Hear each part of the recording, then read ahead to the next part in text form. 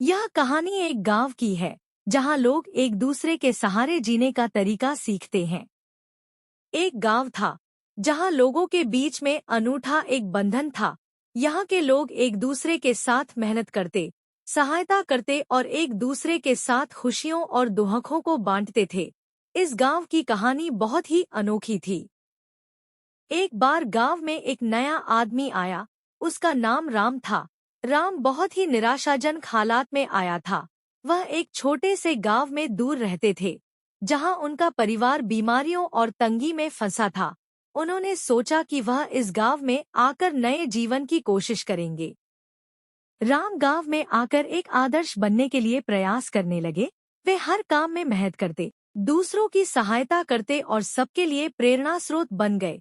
दूसरे लोगों की खुशियों और दुखों में भी वे सहभागी रहते।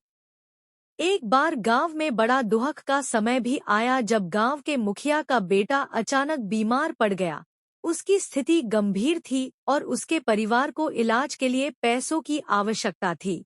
लेकिन गरीबी के कारण परिवार के पास इतनी धनराशि नहीं थी। जब राम ने इसे सुना, उन्होंने तत्परता से अपनी सभी बचत की राशि का उपयोग करके परिवार की मदद की।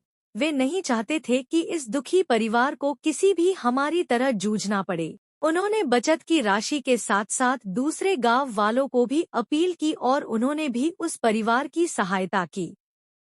इस आपातकाल में गांव वालों ने एक बड़ी टीम बना ली।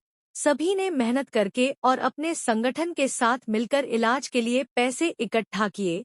थोड़े समय के बाद बेटे का इलाज हुआ और वह पूरी तरह स्वस्थ हो गया। इस घटना के बाद गांव वालों के मदद करने के इरादे एक दूसरे के साथ और भी मजबूत हो गए। यह उनकी सद्भावना, नेकी और सामर्थ्य का परिणाम था। वे सभी ने समझा कि दूसरों की मदद करके ही हमारा असली लक्ष्य पूरा होता है।